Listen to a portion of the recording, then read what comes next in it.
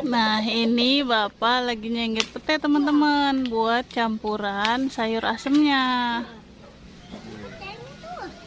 Nah, ini dia. Petenya nyarinya yang tua. Enak banget, sedap kalau dicampur sayur asem.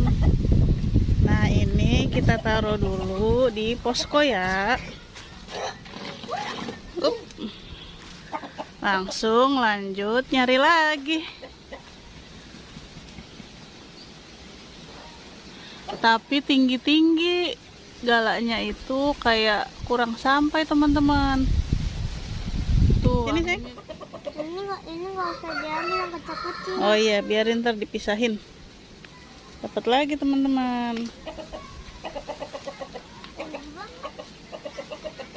Ini pohon jambu ya?